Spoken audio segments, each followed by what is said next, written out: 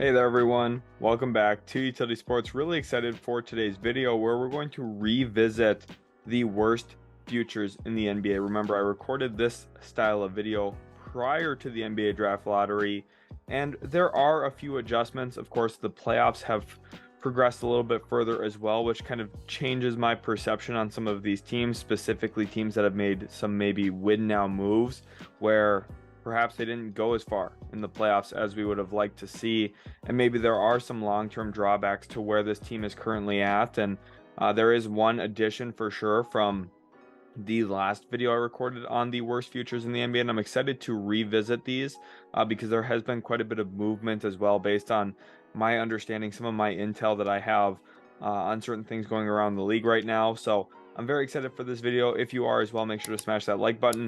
Don't forget to subscribe to the channel as well. It really helps us out here, lets me know I'm doing a good job. And without further ado, let's jump forward into that video preview where we're going to use this video to talk about the 5 NBA teams that have the worst long-term futures in the league. And I really want to emphasize long-term. Some of these teams are set up decently well to compete right now. Some of these teams might be even in the process of buying or trying to add in more talent in the attempt to win now. So we're going to have to really weight that and say, how much is it worth being good the next year or two compared to setting yourself up for the next 6, 7, 8 years for a run at maybe potential NBA titles now versus a potential run at being a really strong team for quite a while, because there's really that duality in the NBA. You think about teams like Orlando, Oklahoma City, New Orleans, very young, talented, up-and-coming teams. Memphis Grizzlies you could throw in there. A few others as well. Detroit, Houston, I think is going to take some steps forward. San Antonio now with Victor Wembanyama, you could argue. There's a lot of teams in there that are trying to take steps forward long term. And then you have some teams right now that we're going to talk about that have made win now moves and maybe it didn't pan out to the fullest extent possible. And at 5, we have a team here in the Portland Trailblazers who I think potentially could have a bottom 5 future in the NBA. Now, I want to be very careful about what I say here about Portland, because I think that there's a real separation in possibilities between what Portland could potentially do going one way or what they could potentially do going another way. The first pathway I want to talk about them is the pathway that I think would be terrible for them long term, and that is trading pick number 3 for a proven all-NBA or all-star level player to try and win right now. The Portland Trailblazers finished 13th in the Western Conference. They have the 5th worst record overall in the NBA, and very rarely do we talk about a team with that seeding, that record, as a potential buy now team in the offseason. And they're trying to build around a guy who is well into his 30s, has dealt with a few injuries over the past couple of years. Of course, had surgery on his abdominal injury that he had over a year ago. And I think Portland's one of those interesting spots because, I mean, they are still talented with Damian Lillard. They have some nice young pieces with Anthony Simons, Shaedon Sharpe. So it's hard to really envision, excuse me, why they're here, especially now that they moved up in the lottery with the 3rd overall selection.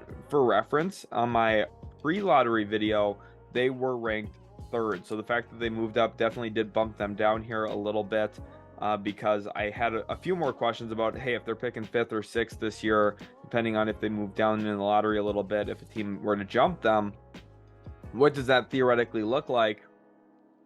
And Portland, they're a team that did need the lottery luck in my eyes, and they got it. Now, Jeremy Grant's going into free agency this offseason.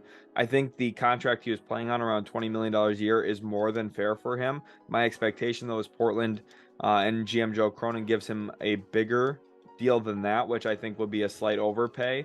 Now, if he gives him well into the 30s, I think it's a pretty significant overpay, which it's not like that's the end of the world because you're using bird rights to keep him, but it just does make every single penny you spend a little bit more important after the fact, because he is going to take up a pretty decent percentage of your salary cap. And then especially if you do end up trading the pick and moving Simons along with it to make the money work in a deal for, say, a Pascal Siakam or a Karl Anthony Towns, maybe even a Jaylen Brown, you're kind of committing to a team that just hasn't been very good. and you're not really addressing one of your biggest needs, which is the defensive side of the ball. Both a point of attack defender, I think Blazers fans, you could agree that that's a huge issue right now. And then also rim protection, another massive flaw in this team. Drew Eubanks can't defend without fouling. Yusuf Nurkic, he's overpaid. I don't know. It's not like Yusuf Nurkic is a brutal player, but just for where he's at in his career, he's making too much money, which again, just like the Jeremy Grant situation, is when you're overpaying a guy for the production he gives you, it just hurts because you're kind of having to save in other areas of your roster. And because of that, Portland's in kind of a tough spot. But on the flip side, the other pathway for them is they draft at pick 3, and they could potentially trade Damian Lillard, or even if they keep him, it's not a bad outcome either, because ultimately this is the way that I think they're going to go, and that would completely expel them from this list, because I think if they just stick at pick 3 and draft, they're not a bottom 5 future in the league, because they have Shaedon Sharpe, someone who I believe has massive potential. They have the 3rd overall pick, which could turn into one of maybe Scoot Henderson, Brandon Miller, or Amen Thompson. I would not rule out Amen Thompson as a potential choice at pick number 3. He blew them away in his individual workout from my intel. Of course, posted some incredible physical feats in that one. He's working on a new jump shot, a little kind of shaky, but it is what it is. And I think ultimately with Amen Thompson as a potential option, it could make some sense for the Blazers, specifically with who they drafted last year, Shaedon Sharpe. Clearly, they care about the athletic, physical profile of a player. Pretty telling in their first draft, kind of as a conjoined front office, what they look to do. And I think Amen Thompson would be on the radar. And I don't think they have to commit to trading Damian Lillard. But of course, if you do, it kind of accelerates that timeline and gives you a good collection of assets to play with. But at the same time, the expenses, you're giving up your franchise's best player of all time, arguably, in Dame for for picks, and that always hurts to do, especially for a fan base if you're trying to sell tickets and keep fans interested. Damian Lillard has such a huge pull in the Pacific Northwest, and specifically with his loyalty to Portland, it's just kind of hard to turn around and trade him. And I don't think Joe Cronin ultimately does that. The more I think about this, the more intel I get, the further we get into this process, the more likely I find it each and every day that Portland sticks at pick 3, drafts themselves there, and then they also keep Damian Lillard. That's the way I feel like it's going to potentially play out. And if that's the way it does, I don't see Portland necessarily having a bad future. But I wanted to talk about the first pathway where they make a trade for an All-NBA or an All-Star guy. And if they do, then I just think that this team's not going to be good enough to really push in the playoffs anyway. But then they're also going to mortgage the future to do so, and that just seems like a terrible situation, and one that I wouldn't want to have any part in if I was the Portland Trailblazers. Moving on to my 4th ranked team, and this is one of those brand new additions, the Phoenix Suns. And in addition to DeAndre Ayton, you have Devin Booker. So you might think, how are the Phoenix Suns on this list? They have some good young players, some former lottery picks in Booker and Ayton. They also have Kevin Durant on their roster, and then they have Chris Paul. And I think you're starting to put the math together here a little bit. Chris Paul is in his very late 30s, is never healthy in the postseason, can't stay healthy for more than one series at a time. And then off of that, Kevin Durant, the guy that they just traded 4 first-round picks, plus a swap, plus Mikal Bridges, plus Cam Johnson to get, he's into his mid-30s at this point, and he cannot stay healthy throughout a regular season. It's very rare that we actually see Kevin Durant on the floor for 50-plus games in a season at this point, which is a massive concern, and something Phoenix should be a little wary of, because this team sacrificed a ton of depth. The brand new CBA is going to completely alter what Phoenix could look to potentially do in the future, and how they're going to be able to get things done because of the different mechanisms now in the CBA that kind of adjusts how teams are able to build, especially when you're spending heavily.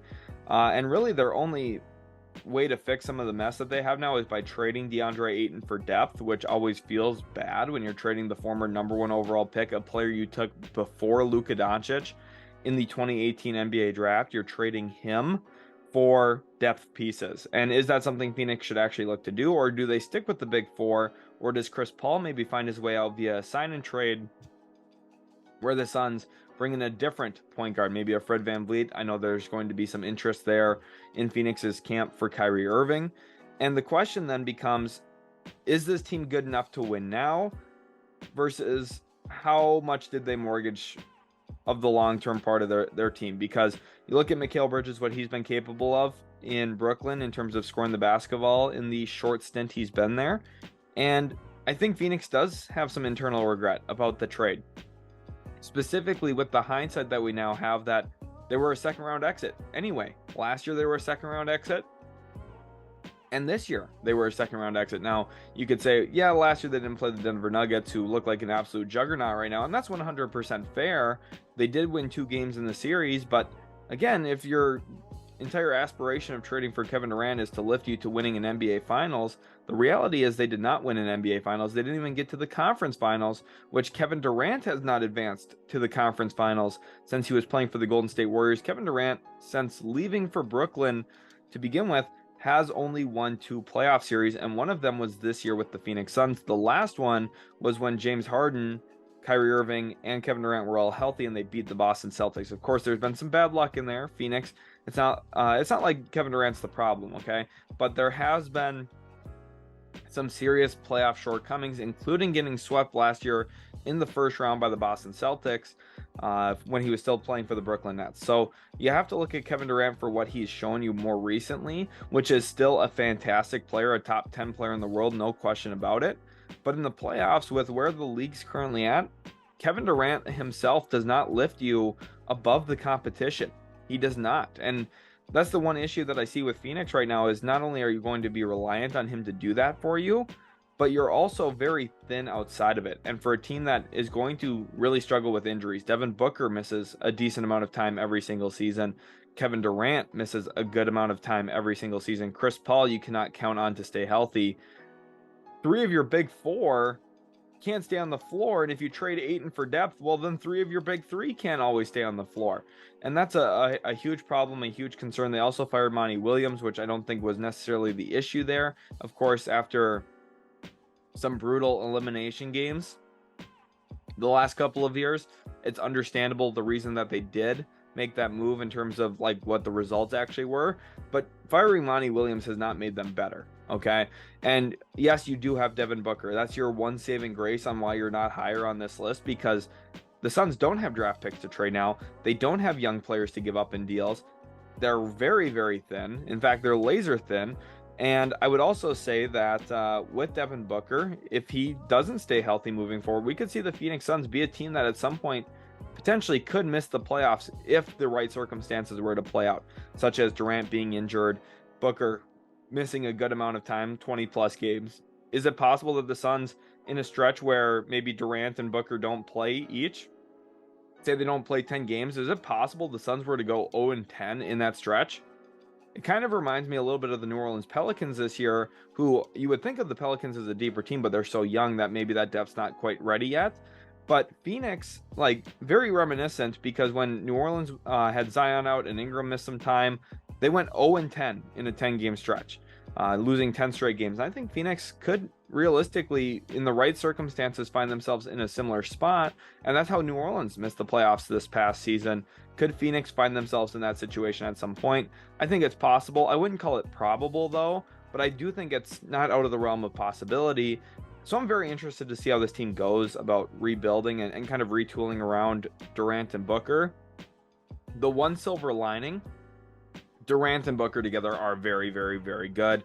And you even saw it that Booker, I mean, he had unreal efficiency, because for the first time of his career, really, he was not the other team's primary objective defensively. And I think that's a mistake from other teams. In fact, if I was coaching against Durant and Booker, I think I would just put a guard on Durant and live with him shooting over the top. Now, you're gonna end up giving up buckets that way, but I would double Devin Booker. In fact, we saw teams double Durant, and I think Durant processes the game a little bit quicker than Booker, and because of that, he knows he can get off the ball, and it starts some good ball reversals and some bang passes where all of a sudden the ball is going from one wing to the other, and you're getting open looks for role players, which again, that was part of Phoenix's issues. They couldn't knock down some of those open looks, but it's a really easy way to generate open looks when Durant gets doubled. Whereas if Booker gets doubled, he typically has a tendency to try and dribble through it, sometimes shoot over it, and we've seen it in the finals. Drew Holiday stripped him on a double team. We saw it in open runs where he got doubled and complained about, dude, it's summer, don't double me. Well, maybe he should work on playing through some doubles. And I think if I was coaching against Phoenix, that's the way I would go. But I'm very fascinated to see what happens with both Chris Paul and DeAndre Ayton this offseason, because I think both of them could potentially be playing for different teams next year. And I think it probably reshapes what this Phoenix Suns team looks like. Number 3, I have my Dallas Mavericks. So you can tell I'm not just a hater. I'm trying to be as realistic as possible, and it might sound crazy to have the Dallas Mavericks here with the 3rd worst future in the league, despite having a 24-year-old megastar in Luka Doncic, who I think everyone would agree is a top 5 player in the world based on just merit and talent. Now, of course, around him, though, that's the major issue. They traded for Kyrie Irving in February. I had 3,000 people in a live stream watching me, and I told everybody the moment that the trade went down that was an instant F trade grade for the Dallas Mavericks and an A+ for the Brooklyn Nets. And people were clowning me, saying there's no way that you can see it like that. Kyrie Irving is so much better than Spencer Dinwiddie, and 100% he is better than Spencer Dinwiddie. Kyrie Irving's not even the player at fault here. It's not, the Mavericks aren't worse because they have Kyrie Irving. They're worse because their GM builds it like it's an NBA 2K franchise and not an actual NBA franchise. And what I mean by that is, instead of addressing the key needs of this team, which was more athleticism, more rim protection, just flat out better shooting, a movement shooter would have been fantastic. Someone who's going to run off of staggers and you can pin down and use them in Spain action. That kind of shooter would have been so good for Dallas, and you probably could have acquired one for pretty cheap. You think about Duncan Robinson, you maybe even get incentivized to take on his contract, which would have been, I think, very advantageous for Dallas. We saw how impactful Duncan Robinson was in the playoffs for the Miami Heat. I think for Dallas, he could have had a similar effect playing off of Luka Doncic and just drawing some of that attention out to the perimeter a little bit more, opening up some more driving lanes for Dallas, who, by the way, Dallas is a very good driving team. In terms of points per drive, they rank toward the top 5 in the NBA pretty much every single year because of how good Doncic is individually. And I think the issue with Dallas around that is they don't have guys to take advantage of those drives when teams force Luka Doncic to either kick out or to hit a roll guy. They don't have enough talent, and it wasn't a guard that they needed. They needed size, they needed rim protection, they needed rebounding. And just from the moment they made that trade, I could have told you it was a disaster. And one of the things that doesn't get talked about enough in the trade for Kyrie Irving is not only the cost, because they gave up a 2029 first-round pick completely unprotected, but the opportunity cost, especially now that they keep their pick in 2023 after it stayed in the top 10.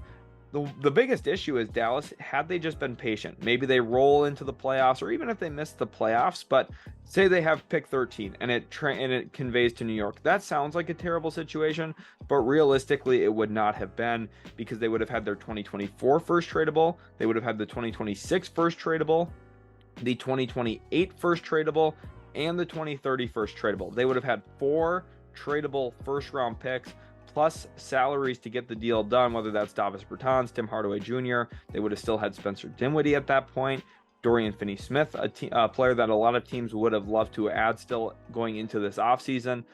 They would have had massive trade flexibility to not just pull the trigger on a star because he became available, but pull a trigger on the right pieces to build around Luka Doncic. I think a great example to compare that to is when Tim Connolly in Denver traded for Aaron Gordon. He gave up a first-round pick and a few other things. Maybe Gary Harris was in that deal, I believe. Gave up some stuff to get Aaron Gordon. And Aaron Gordon is not a top 25 player in the world. He's not a top 40 player in the world. But what Aaron Gordon is a perfect fit off of Nikola Jokic. And we're seeing that now in the NBA Finals, where Denver is a juggernaut because they built their team around a player, and it doesn't have to be star A plus star B plus star C. It's star A plus the stuff we need. And I think Dallas should have gone that route, and they had the opportunity to do that. And if you even think about it, maybe they would have traded Dorian Finney-Smith himself at the deadline. There were some rumors that maybe teams were floating 2 first-round picks to Brooklyn after they acquired him. If Dallas would have done that, they could have went into this offseason with not only 4, but 6 tradable first-round picks, which would have been monstrous for this team. They could have gone out and they could have targeted any star that would have been available. They could have also potentially operated with cap space and then traded for a star, which would have given them the ability to have a star via trade. They get that star B, but they could have used cap space to fill out some of the depth on this roster. They would have been so much better set up. And the fact of the matter is they screwed this up.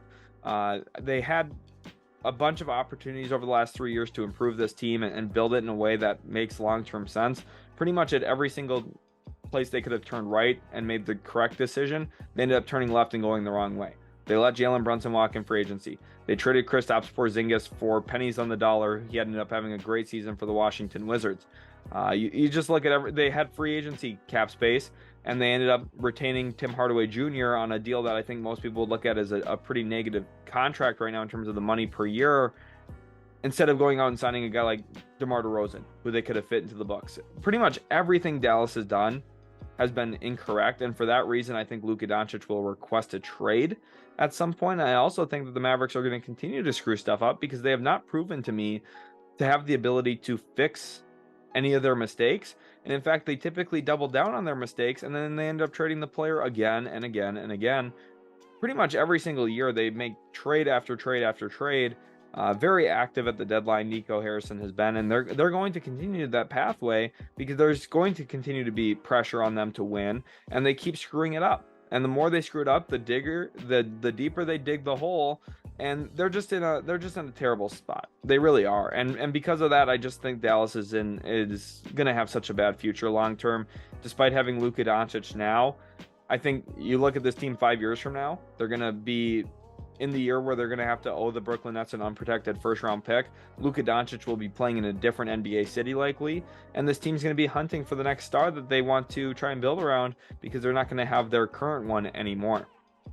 Going on to team number 2, and I have the Washington Wizards here still at this spot.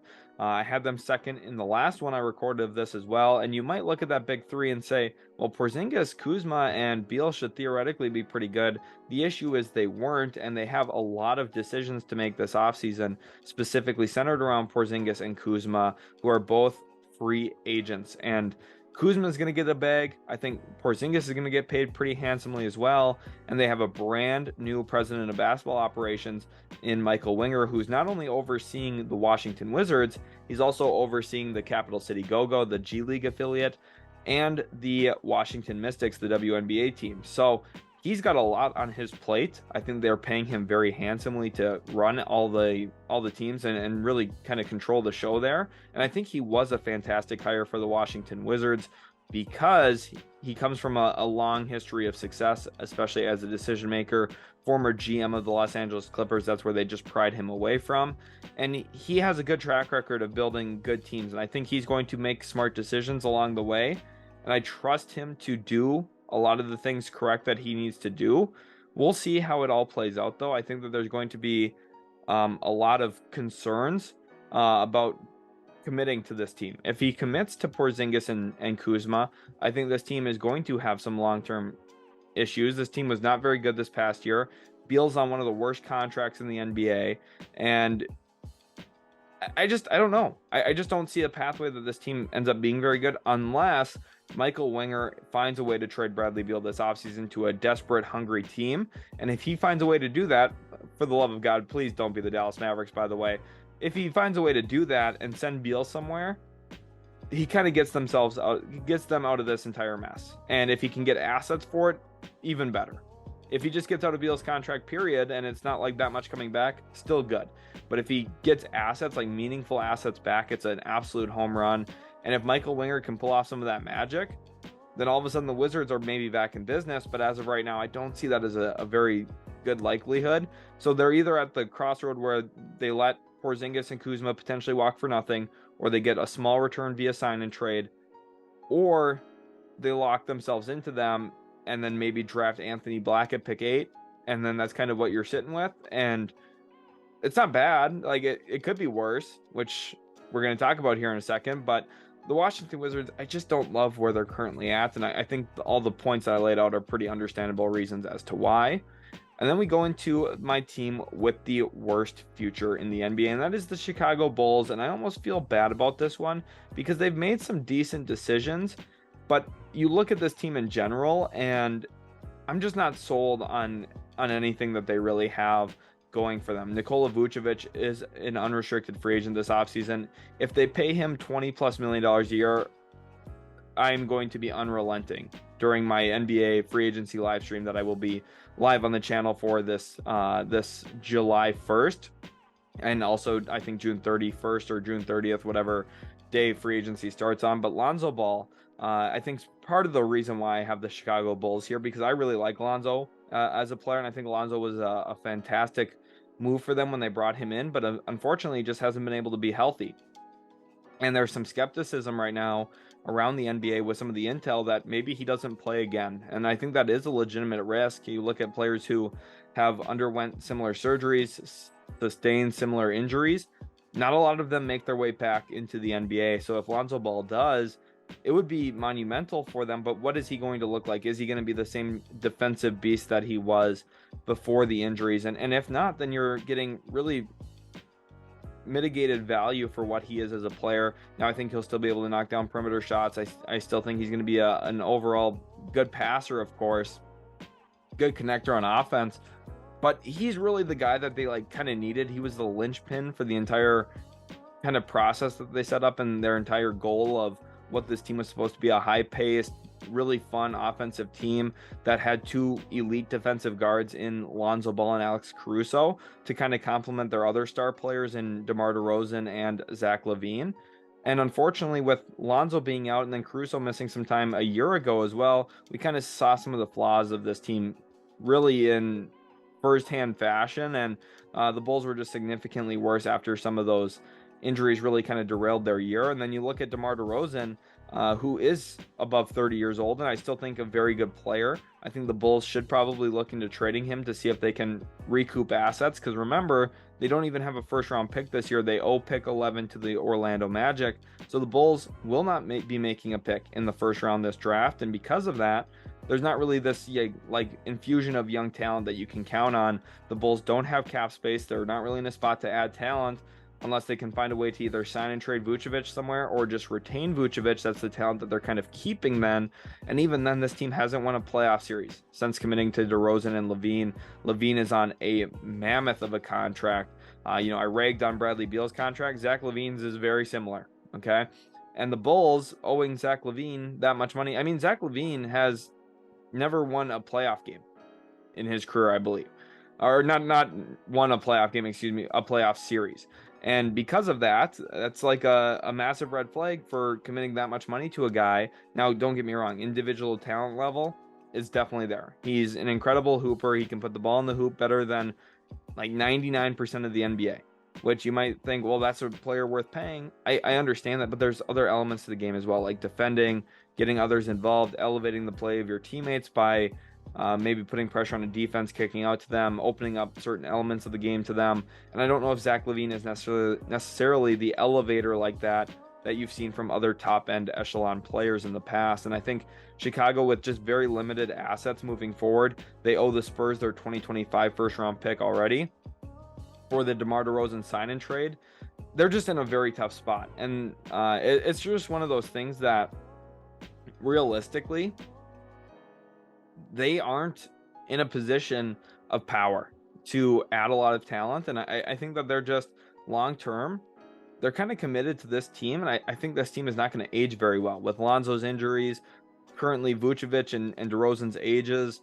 LaVine, I don't think, with some of his injury history as well, and just the fact that he's not winning kind of in the prime of his career right now, probably means he's not going to win 2-3 years from now, which that's kind of the back end of his prime, maybe a little bit, just kind of with the physical traits that he has. Maybe you can project it to be a little bit longer than that shorter window, but really, I don't think the Bulls are in a position to win now. I don't think they're in a position to win 2 years from now. I don't think they're in a position to win 4 years from now. And because of that, I view them as the team with the worst future in the NBA, which is really problematic. But reminder, creativity can always back a team out of the corner. This is by no means a Left 4 Dead video. So even with the Bulls, the team I just said, I think they have the worst future in the NBA.